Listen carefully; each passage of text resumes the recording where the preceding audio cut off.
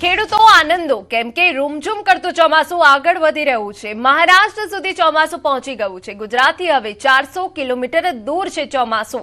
સંજોગો પણ સાનુકૂળ છે એટલે 15 જૂન આસપાસ તેની નિર્ધારિત તારીખે જ મેઘરાજાના આગમનના એંધાણ છે।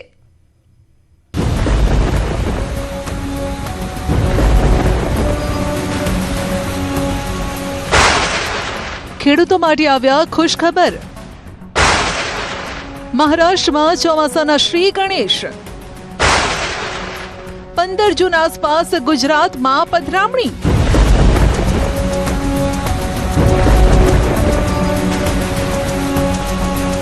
મહારાષ્ટ્રમાં પહોંચી ચૂકેલા ચોમાસાને હવે ગુજરાતમાં વધાવવા માટે તૈયાર થઈ જાઓ। ગુજરાતથી ચોમાસું માત્ર 400 કિલોમીટર જ દૂર। કેરળમાં ભલે ચોમાસું 3 દિવસ મોડું પહોંચ્યું હોય, પરંતુ ચોમાસાની ગાડી હવે પૂરપાટ ઝડપે આગળ વધી રહી છે। 4 જૂને કેરળમ પહોંચ્યાના 2 દિવસમાં ચોમાસાએ કર્ણાટક, ગોવાને આવરી લીધું અને હવે મહારાષ્ટ્રમાં પણ ચોમાસાના શ્રી ગણેશ થઈ ચૂક્યા છે।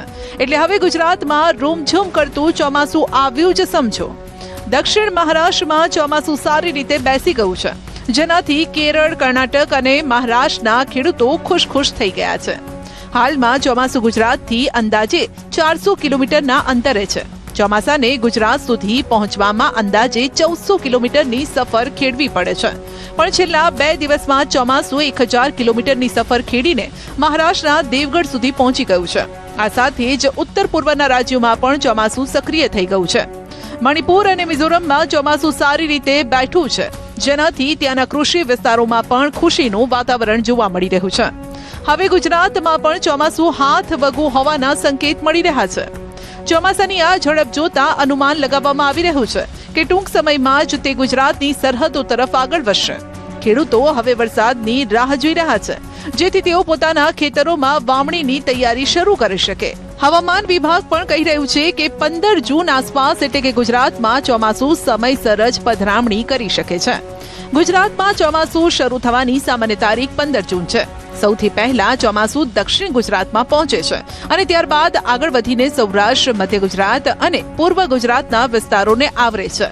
30 જૂન સુધીમાં સામાન્ય રીતે ચોમાસું રાજ્યના તમામ વિસ્તારોને આવરી લે છે।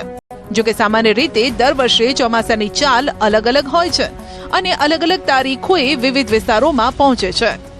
जो स्थिति है वो जैसे 4 जून को केरल में ऑनसेट हो गया, उसके बाद मानसून जो अभी है वो मैंगलोर तक पहुंचा हुआ है और जो नॉर्मल डेट है गुजरात में प्रवेश करने की वो 15 जून है और 15 जून के आसपास ही गुजरात स्टेट में मानसून प्रवेश करने का।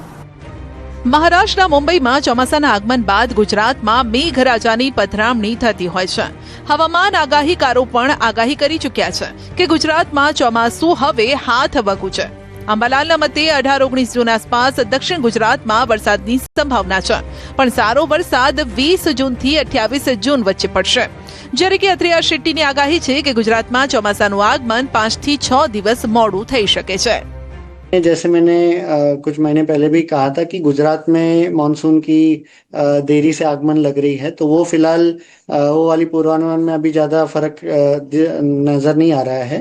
और क्योंकि एक बार ये वाला जो मानसून का सर्ज आया है ये एक बार तटीय महाराष्ट्र तक पहुंचेगा, फिर उसके बाद में वापस धीमे पड़ जाएगा। तो इसलिए गुजरात की जो आगमन है वो सामान्य से लगभग 5-6 दिन की देरी से लेकर चल सकते हैं। 23 जून के आसपास में आगमन लग रही है और फिर पूरे गुजरात को कवर करते करते जून का अंत या जुलाई 1 या 2 तारीख तक भी हो सकती है।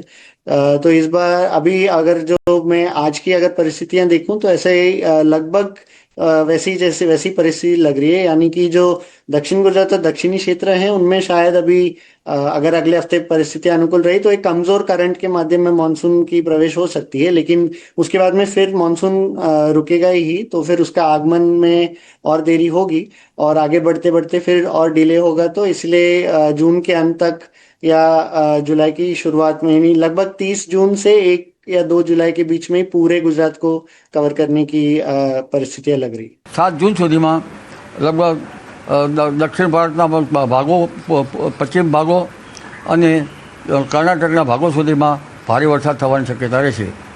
ધીરે ધીરે ચોમાસું આગળ વધશે અને લગભગ તારીખ 18-19 જૂન સુધીમાં દક્ષિણ ગુજરાતના ભાગોમાં વરસાદ આવવાની શક્યતા રહેશે.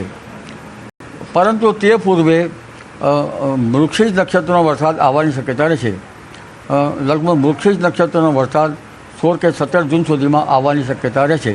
પરંતુ લગભગ સારો વરસાદ તો તારીખ 20મી જૂનથી 28 જૂન વચ્ચે અને દેશના ઘણા ખરા ભાગોમાં 7 જુલાઈ સુધી વરસાદ પડતો રહેશે. એટલે આ વરસાદ જે છે તેની ગતિવિધિ હમણાં શરૂઆતમાં તો સારી રહેવાની શક્યતા રહેશે. ચોમાસા પહેલા મેઘરાજાની ધડબડાટી.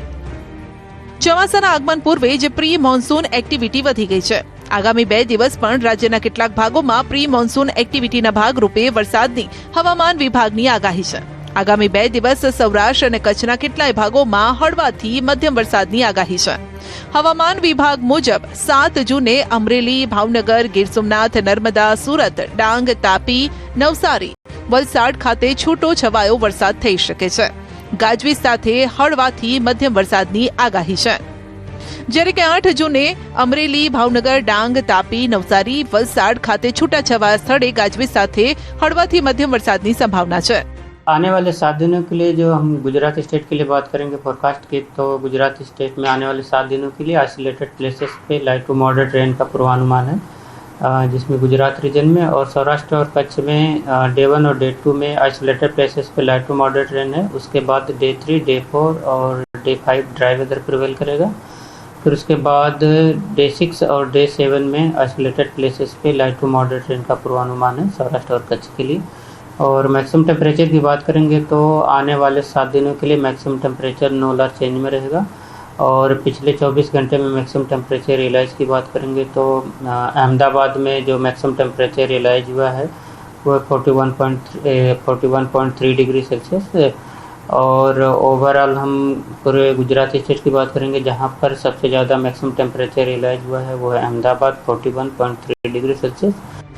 3 દિવસના વિલંબથી આવ્યા બાદ ચોમાસાએ હવે ગતિ પકડી છે. કેરળ, કર્ણાટક, તમિલનાડુના દરિયાકાંઠાના વિસ્તારોને પાર કરીને ચોમાસું યોગ્ય સમયે મહારાષ્ટ્ર પહોંચી ચૂક્યું છે. હવામાન વિભાગના અનુસાર ગુજરાતમાં પણ 15 જૂન આસપાસ ચોમાસું બેસી શકે છે, જેના કારણે આગામી દિવસોમાં રાજ્યમાં વરસાદમાં વધારો થવાની શક્યતા છે. એટલે હવે ખેડૂતોએ ચોમાસાની ચિંતા કર્યા વિના વાવણીની તૈયારીઓ શરૂ કરવાનો સમય આવી ગયો છે.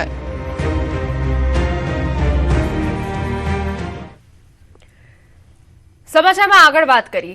કાટમાળમાં ફેરવાઈ ગયા આશિયાના, રસ્તા પર આવી ગયા લોકો, ડિમોલિશન થયું, પણ કોણે કર્યું તે સૌથી મોટો સવાલ. શું બોગસ ડિમોલિશનથી રજળી પડ્યા લોકો? સુરત શહેરના કતારગામમાં આવેલા નાસીનગરમાં ડિમોલિશનનો વિવાદ એવો વકર્યો કે પોલીસ અધિકારીઓને દોડતા કરી દીધા. ધોળા દિવસે પોલીસની હાજરીમાં ડિમોલિશન થયું. મહાનગરપાલિકાના સત્તાધીશો કહી રહ્યા છે કે આ ડિમોલિશન કોર્પોરેશન દ્વારા નથી કરાયું. ત્યારે સવાલ એ છે કે ધોળે દિવસે બુલડોઝરથી 100 મકાનો તોડી પાડવામાં આવ્યા, તે મકાન કોણ પાડી ગયું? સુરતમાં ડિમોલિશન કરનાર મિસ્ટર ઇન્ડિયા કોણ છે તેને લઈને હજુ પણ સવાલ છે. એક તરફ સ્થાનિકોને પણ નથી જાણ કે ડિમોલિશન કોણ કરી ગયું, તો બીજી તરફ સ્ટેન્ડિંગ ચેરમેને કહ્યું એસએમસી લાઇન દોરી માટે ગયા હતા, તેના માટે પોલીસ બંદોબસ્ત માંગ્યો હતો. પાલિકાએ ડિમોલિશન કર્યું નથી. આશ્ચર્યની વાત એ છે કે એસએમસીના બચાવમાં ધારાસભ્ય પણ ઉતર્યા. કતારગામના ધારાસભ્ય વિનુ બોરડિયાએ દાવો કર્યો કે મનપામાંથી કોઈએ બાંધકામ તોડવાનો આદેશ નથી કર્યો.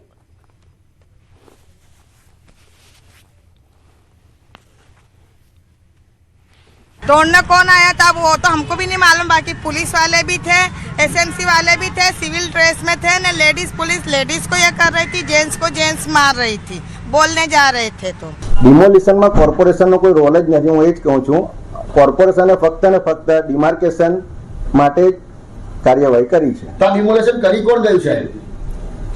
હવે એ તો તપાસનો વિષય છે અને મ્યુનિસિપલ કમિશનર શ્રીને મેં આ બાબતે સૂચના આપી છે. મ્યુનિસિપાલિટી તરફથી કોઈ કાર્યવાહી કરવામાં આવી નથી. જે કોઈ કર્યું છે અન્ય વ્યક્તિએ કોઈએ કર્યું છે. સુરત મહાનગરપાલિકામાં ક્યાંય નથી. સર, લોકો રસ્તા પર આવી ગયા છે.